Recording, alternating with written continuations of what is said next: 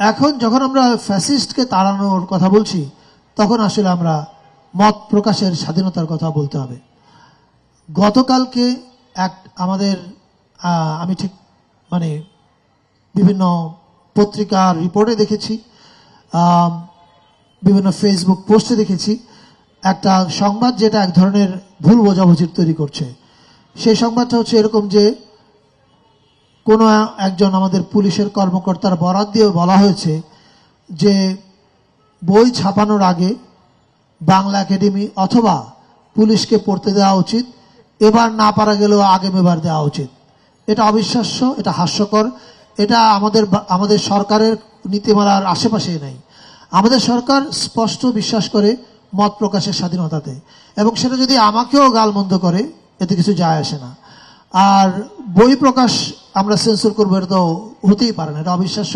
ফলে আমি এই ভুল বোঝাবুঝিটা এখানেই দূর করতে চাই যে অন্তর্বর্তীকালীন সরকারের নতুন করে বইয়ের উপর সেন্সরশিপ আরোপ করার কোনো পরিকল্পনা নেই। এটা একটা ভুল তথ্য। এটা ওই পুলিশ অফিসার যদি বলে থাকেন এটা উনি ওনার ব্যক্তিগত ভাবনার কথা বলেছেন, এটার সঙ্গে আমরা একমত নই, এবং আমরা কোনো ধরনের বইয়ের সেন্সরশিপ বা কোনো মত প্রকাশের সেন্সরশিপে বিশ্বাস করি না। ব্রেকফাস্ট, টিফিন কিংবা স্ন্যাক টাইমে মজাদার আয়োজন মানে অল টাইম ব্রেড। আরেকটা জিনিস পরিষ্কার করা ভালো, বাংলা একাডেমি পুরস্কার যেটা নিয়ে স্টালিন ভাই বললেন, আমি এর আগেও বলেছি যে বাংলা একাডেমি পুরস্কারের সঙ্গে আসলে মন্ত্রণালয়ের কোনো যোগাযোগ থাকে না। বাংলা একাডেমি একটা স্বায়ত্তশাসিত প্রতিষ্ঠান, তারা তাদের মতো করে সিদ্ধান্ত নিয়েছেন। কিন্তু সিদ্ধান্ত নেওয়ার পরে দেখা গেল স্বায়ত্তশাসনের সুযোগের অপব্যবহার করে ফ্যাসিবাদের দোসররাও এখানে ঢুকে গেছে। এবং পাশাপাশি আমরা সোশ্যাল মিডিয়ায় অনেক অভিযোগ দেখেছি, বলা হয়েছে যে বিশেষ কিছু কিছু মানুষ তাদের পছন্দের প্রতিফলন এখানে ঘটিয়েছেন। এই সমালোচনাগুলো যখন ওঠে তখন অবশ্যই মন্ত্রণালয় থেকে আমাদের দায়িত্ব হয় বাংলা একাডেমিকে জিজ্ঞেস করা যে এটা আসলে কি হয়েছে, এটা যেন তারা একটু খতিয়ে দেখে। তারপর বাংলা একাডেমি পুরস্কার কমিটির আরেকটি সভা আহ্বান করে, সেই সভাতে সিদ্ধান্ত হয় যে তারা পুরস্কারটা স্থগিত করবে। স্থগিত করে তারা দেখবে যে এই পুরস্কারের মধ্যে কেন ঝামেলাটা হয়েছে। ওই স্থগিত করার সিদ্ধান্তটা আমাকে যখন বাংলা একাডেমির ডিজি মহোদয় হোয়াটসঅ্যাপে জানান, আমি এটা জনগুরুত্বপূর্ণ বিধায় আমার ফেসবুকে পোস্ট করে জানাই। তার মানে এই না যে আমি সিদ্ধান্ত দিয়েছি এটা স্থগিত করা হোক। এই একাডেমির পুরস্কার কে পাবে না পাবে তার মধ্যে আমার রুচির কোনো ছাপ নেই এবং তার কোনো প্রভাবও নেই। তবে একটা কথা বলা প্রয়োজন, এই পুরস্কারটা নিয়ে আমরা যখন বাংলা একাডেমি রিভিউ করছিল পুরস্কার কমিটি, তখন আমরা দেখতে পেলাম যে এখানে অনেক ঝামেলা আছে। সবচেয়ে বড় ঝামেলা হচ্ছে পুরস্কারের জন্য মনোনয়ন দেয় 30 জন ফেলো।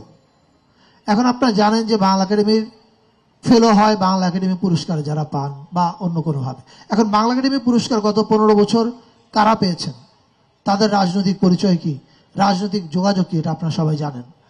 এমনকি বাংলা একাডেমির সাধারণ সদস্য, আমি এর আগেও একটা জায়গায় বলেছি, সলিমুল্লাহ খানের মতো পণ্ডিত বুদ্ধিজীবী লেখক 2 বার বাংলা একাডেমির সাধারণ সদস্য পদের জন্য আবেদন করে প্রত্যাখ্যাত হয়েছেন। সো এই হচ্ছে বাংলা একাডেমি।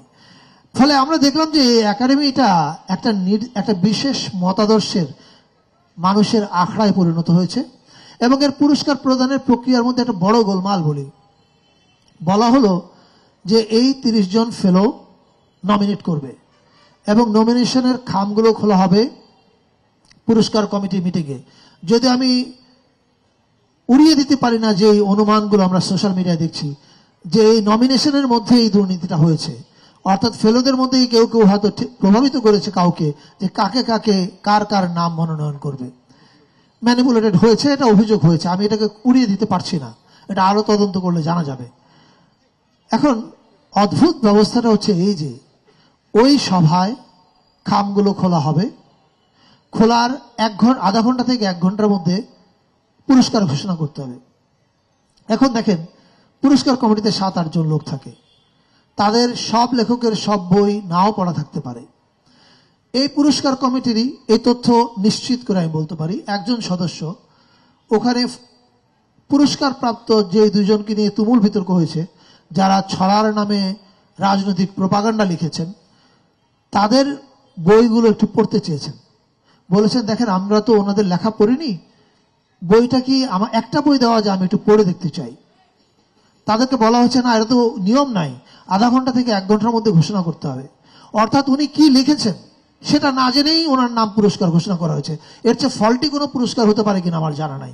ফলে আমি মন্ত্রণালয়ের দায়িত্বপ্রাপ্ত মানুষ হিসেবে আমি বলেছি যে এটা বাংলা একাডেমি, এর পরিচালন প্রক্রিয়া, এর নীতিমালা, কারা এর ফেলো, কারা এর সাধারণ সদস্য, এটার স্বায়ত্তশাসন অল রাইট, কিন্তু স্বায়ত্তশাসনের আড়ালে দুর্নীতি করার সুযোগ হয় কিনা, এটার অ্যাকাউন্টেবিলিটি কি হবে, এর সমস্ত কিছু, এমনকি পুরস্কার প্রদানে স্বচ্ছতা কিভাবে আসবে, ওই ফেলো 30 জন ফেলোর আখড়ার মধ্যে যেন এটা বন্দী না থাকে, এইটার জন্য একটা সংস্কার কমিটি আমরা করব।